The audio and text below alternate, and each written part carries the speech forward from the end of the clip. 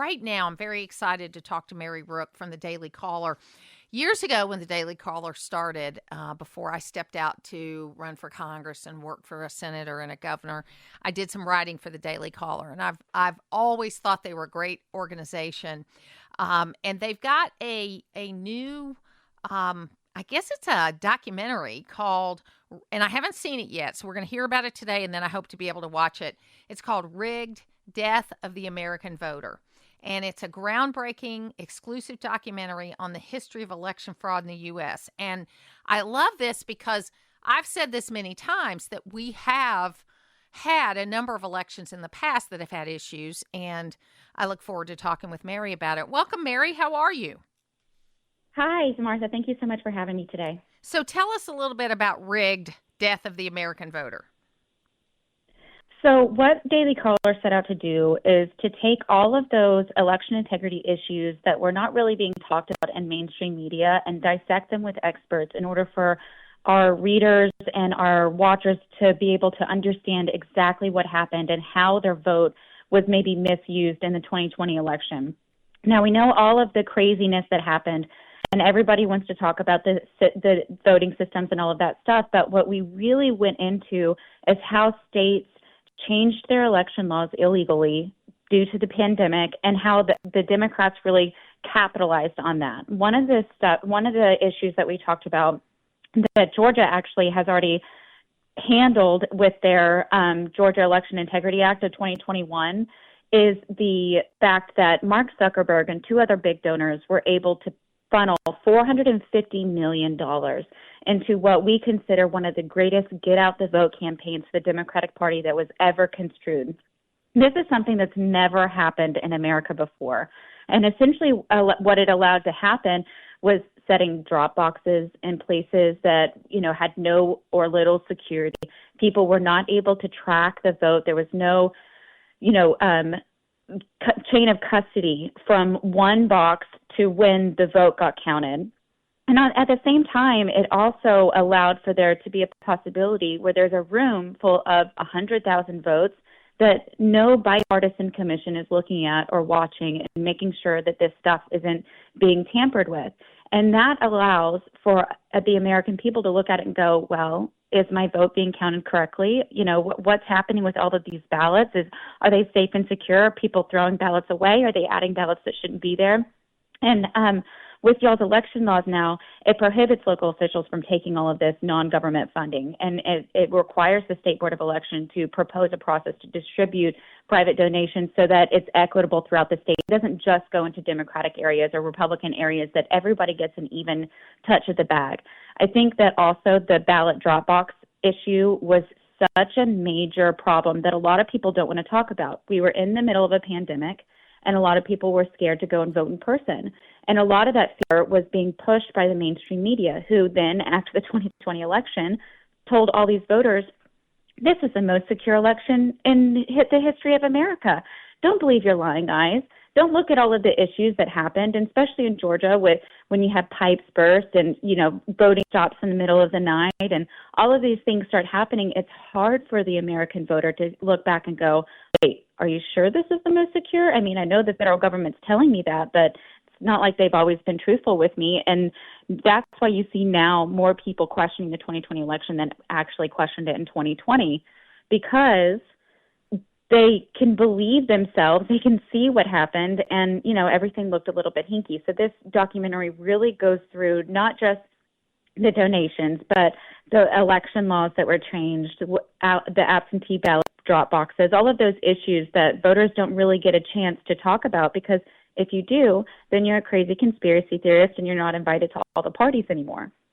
Well, and I think what you're bringing up, I think, is really important, because I'm more of a person that I know that if you look back, 1896, 1920, 1960, 2000, 2020, those were all elections that had a lot of questionable things that happened with them. And there may be other ones. I'm a political science nerd, and I do a lot of research in these areas. And you've got a lot of issues. And there's a lot of data about the 1960 election that if you actually, it's pretty much accepted in academic circles that one probably ended up going the wrong way. Okay, but that Richard Nixon conceded, and he said, I don't want to put the country through this, so he didn't push, and so he conceded, and the process worked, and Kennedy ended up being president. And I think what you bring up is really interesting, because you're right. Senate Bill 202 was a very important bill, because I've been saying since 2006, when we added ID to Georgia voting, that it was, and it was the Secretary of State at the time that told me this. I mean, I didn't find this out on my own. I dug into it and learned it. Was that because we did not require ID for absentee ballots, and at that time absentee ballots were like 1%. Okay, so, and mostly Republicans used them. So we were a Republican-controlled Georgia legislature, so we just didn't do that much related to the absentee ballots. And the Secretary of State at the time said it, and I agreed, is that this is a big loophole in the law, and eventually the Democrats are going to figure out a way to drive a Mack truck through it and take advantage of it. And that's exactly what happened. It took 20 years for it to happen, but that's pretty much what happened. That the problem, as I see it, and you tell me if you agree, is that there were much more problems with things like drop boxes, absentee ballots, paper ballots that were solicited, that kind of thing, than there was with the electronic voting. Is that fair to say? Oh, for sure. I think that's completely fair to say. I mean, like you said, it went from 1% to just exploding in 2020. I mean, they used that to their absolute advantage. And I think the great thing about this election law that came through is that it requires a quick and accurate count of these ballots now. And it actually stops you. You have to either report the results as soon as possible. If not, it has to be by 5 p.m. the day after the election polls close. And in my opinion, that's not soon enough. I mean, there are, lesser developed countries that are able to count their ballots sooner. And I think that was a big issue for Americans, is that they can look at another country who, our mainstream media will tell us is run by a dictator or, is under an authoritarian regime. If they can count their ballots quicker than we can, that's an issue. We should not be spending weeks counting ballots. The American people should not be hanging on bated breath, waiting to figure out who won. That's the whole point of having early voting. That's the whole point of, in my view. And for me, because I'm always working on election day, because of the job that I have, I utilize early in-person voting because I like to cast my vote myself. I'm just one of those kind of people. But since I'm generally working from dawn to dusk on election day, it works for me. Okay, it works for me to be able to go vote in person early. So we can't change the past. It's important to know what the past is, to do the research and all of that. You said the Georgia bill is pretty good, but probably still some more changes need to be made. What did you all conclude needs to be done related to this? One, we need to tighten election laws in all 50 states. That's the reality. There are several states that make it extremely easy to vote. For example, New York, California, not just easy to vote, but easy for non-eligible voters to vote. And then considering the fact that we have a wide open border right now, and I know a lot of Democrats like to talk about how this is just a conspiracy, that illegal immigrants will not be able to vote in the 2024 election, we have people on record saying absolutely there are states like New York and California that have open election laws that do not require ID to vote. So as long as you live there and you show different proof that you are living there, you don't have to prove that you're a U.S. citizen. Right. These kinds of loopholes make our elections, it makes people sit back and go, wait, is my vote being counted equally as someone else, or is it being diluted by people that were allowed to come into our country illegally? And that's something that we really have to discuss. And having an ID to vote, it was funny, the Daily Caller, they'll do these man on the streets, and they'll go out and they'll talk to people in Brooklyn or Chicago or Philadelphia, and they'll talk to them about, is it racist, or should you be allowed to ask someone for that ID to vote? Can you get a driver's license? Should we just assume you can't get a driver's license? And these people look at our campaign like they're insane. Really? You think I can't get an ID? What are you talking about? What is this going on? Everyone has access to the DMV. Everybody has, and then a lot of states actually, you can apply for financial aid to be able to get an ID for free. So all of these kind of used up false tropes that Well, demonize any of our election. in all the Go ahead. laws that were challenged in Georgia, they could not produce a single person, a real person, who was denied an ID or denied the right to vote because they didn't have an ID. Because the way we have it here is you get a provisional ballot and then you have 72 hours to come back with your ID so that your ballot will count. So they couldn't find a single person that had been denied any of this. So that's the real thing. You need an ID for everything. Exactly. This is extremely important to talk about, too, because you have to have an ID to be able to buy alcohol. You have to have an ID to be able to get on an airplane. So are we saying that half of the nation can't fly? Are we saying that half the nation is not able to be able to go and buy alcohol? We know that all of these things are false, and we have to be able to have secure elections.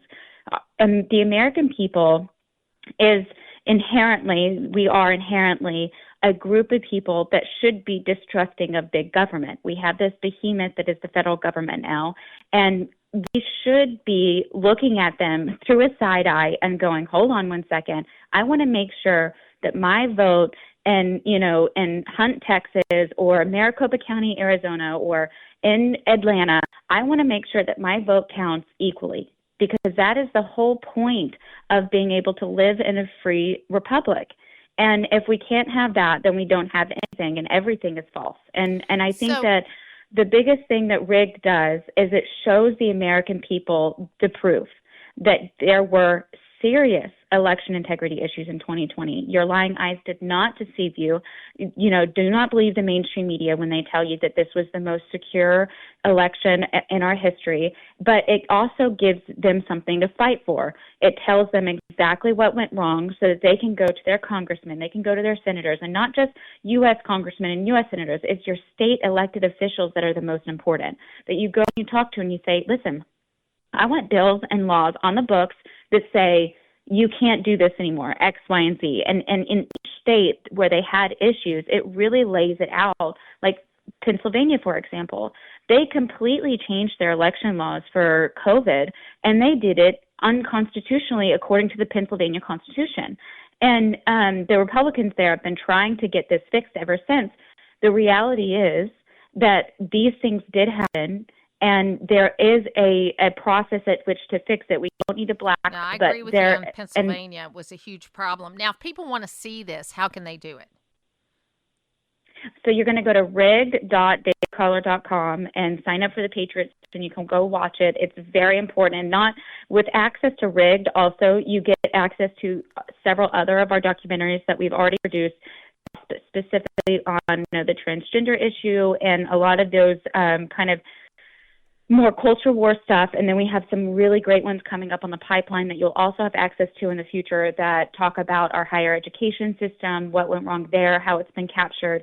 I mean, we are really working to help the American people understand what they're fighting against, and understand that although people will tell you these issues are not important or they're on the far right, they're affecting every person's children. If you have college-age kids or kids about to go to college, you're thinking, where am I going to send my kids to college? But when you're watching people march through the street for these far-left ideologies that don't line up with your personal values or your family's personal values, then you have an outlet now to be able to figure out, okay, what's going on with that school? How do I look at these different colleges to see if they line up with our family? It's no longer, oh, this is a great college. Now you know where they should go. So give the website again, because you cut out a little bit while you were giving it. Sure. It's rigged, rigged, rigged.dailycaller.com. Got it. And I want to ask you just one more question, and just kind of a quick answer. Pfizer knew at the end of September that they had a vaccine that worked, and they made a decision to not release that until the 10th of November. Has anybody ever looked at, that you know of, what impact that might have had? We have been trying to on the back. I don't have an answer for you on that right now. Okay. But I do know that there should be information coming out soon on that. Good, because it seems to me, I mean, whether you like the vaccine or not, if you remember what the country was like in September of 2020, I think it would have had a huge impact. And I actually agree with you on that. I think that the reality is is that they held it until after the election on purpose. Absolutely. And so there's a letter proving that. There's a letter from the head of Pfizer proving that. So, Mary Rook, Yes. we got a lot more to talk about. We'll have you on again.